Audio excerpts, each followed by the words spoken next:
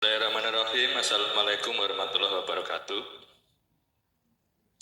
Terima kasih waktunya, Gus. Ya, pada awal mulanya kami mengetahui bahwa nafsu itu mendorong untuk berbuat maksiat, misalnya nafsu untuk minum, nafsu untuk syahwat, dan sebagainya. Tapi ternyata tadi dikatakan bahwa nafsu itu juga mendorong untuk merasa dirinya wujud, sehingga karena kita didorong nafsu untuk merasa wujud, akhirnya menghalangi kita terhadap memandang sang wujud sejati. Sehingga dari situ mikir praktisnya aja ya mungkin disembelih aja nafsunya, sehingga tidak lagi mendorong supaya tidak mendorong kita merasa wujud. Nah, pertanyaannya bagaimana cara menyembelihnya itu? Setelah disembelih, mikirnya masih ada yang tersisa enggak dari nafsu itu? Caranya ngerabai diri kita sendiri bahwa nafsunya itu sudah habis tersembelih itu bagaimana? Terima kasih. Wassalamualaikum warahmatullahi wabarakatuh. Waalaikumsalam warahmatullahi wabarakatuh. Niki wis dadi sumpai Allah, ya disaksekne anggene nafsu. Apa? Sumpai Allah iku nafsu tidak akan pernah mati kecuali datangnya hari kiamat. Bahasa di Quran tidak menyebut nafsu, tapi menyebut iblis. Jadi iblis iki ditangguhkan Allah, tidak akan pernah mengalami kematian kecuali datangnya hari kiamat. Itu di dalam surat Al-Hijr ayat 38. Lah terus biar gak munclak-munclak disembelih bagaimana? Terus kalau bisa disembelih bagaimana cara menyembelih? Kalau sudah disembelih apakah masih ada tersisa? Pak Nyun Sewu, mungkin tahun 79 atau 80. Zaman ini Indonesia iku jenengan dulu iku delok TV niku hitam putih Pak nggih. Imut nggih? Imut. TV ku nek dina Minggu wonten film jenenge Talsib. Ingat sampean? Ini kalau Pak, kalau nek ngarani film setan nih kalau. Nek cara sekarang itu karton. Ngira? Sudah dikelindes mobil penyet, rotoh ndugi nyun sewu, gedong tingkat rolas ceblok. Lho niku urip maneh. Cara napa? Saniki Casper ah. Casper utawa Tommy dan Tom Jerry lah ngoten zaman sekarang. Persis ya seperti itu. Persis. Niki artinya napa? Nafsu itu tidak bisa, Pak, kita bunuh selama tidak akan pernah pisah terhadap kita selama kita masih di dunia. Ini maksudnya ayat itu tadi gitu. Kalau kita sudah meninggal dari dunia secara syariat, maka disitulah batas nafsu terputus. Batas nafsu terputus dengan jiwa kita. Wis iku cara sarengate, hakikate piye ngeten, Pak. Walaupun kita masih hidup di dunia, masih loh ya. Apabila hati jenengan ini sudah mengalami kematian itu apa sing dimaksud kematian? Wis jenengan merasa tidak ada, itu berarti kematian. maka justru itulah nyatanya yang ada. Kelawang sulimle. Saya ulangi lagi. Dikatakan di dunia kita itu masih hidup, terus nafsu itu sudah pisah. Ketika saat hati jenengan iki mengalami kematian. Yang kumaksud kematian adalah idfin wujudaka fi ardil khumul. Artinya jenengan sudah tidak merasa akunya itu ada. Makhluk nih lagi. Berarti ini kematian. Justru kematian yang seperti ini meniadakan keakuan diri, maka nyatalah, mohon maaf, sejatinya yang ada. Derem sakit nyantol. Oke. Tak lewat no wa inna ilaihi rajiun. Tadi saya katakan kita makhluk tidak ada, adanya sebab diadakan yang ada. Jikalau jenengan ingin tahu sejatinya yang ada, kembalilah ke asal kita tidak. Nah, nyaut niki, proses nyaut gini. Syaratnya sampai kembali ke asal lewat jalur dinul qayyimah. Apa dzikir tadi? Kalau sudah terjadi jenengan ini kembali kepada asal kita tidak ada, maka disitulah nyata yang ada. Berarti yang melihat yang ada itu sendiri. Loh, disinilah nafsu sudah bisa.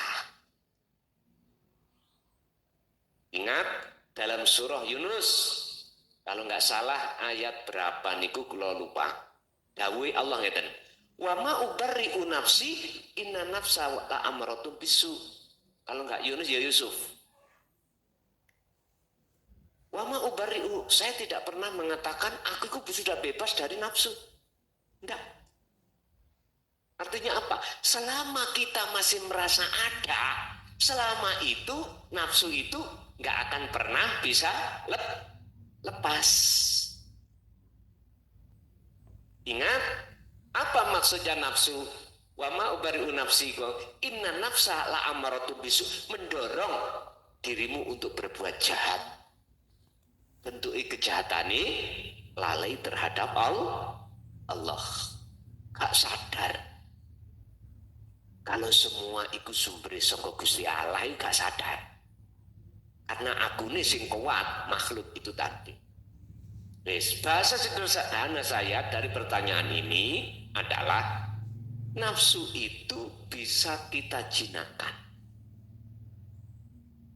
kita lumpuhkan, tapi tidak bisa dimatikan. Tondo yen nafsu iku lumpuh ketika saat jenengan kali kula niki dalam posisi wonten maksum. Ini nanti tidak akan lumpuh lagi, akan bisa-bisa sudah tiada. Tapi kalau kita masih di mahfud, kadang di kecolongan, Pak. Kadang muncul aku nih hamba, lawan tuh ya, makhluk. Sopo sing icak-icak, galeng aku gimana? Mari tak gawe galengan sawah, ono sing icak-icak, wis ngamuk. Kalau melihat teracake wong gede dudu arek cilik wis.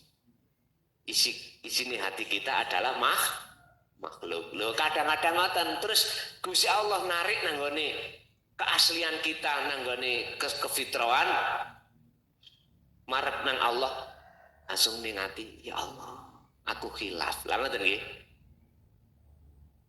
Berarti iki jumbu-jumbu lah laler nafsu iku. Ingat, sejinak apapun nafsu, jangan dikira nafsu berhenti tidak akan menjerumuskan kita, tetap.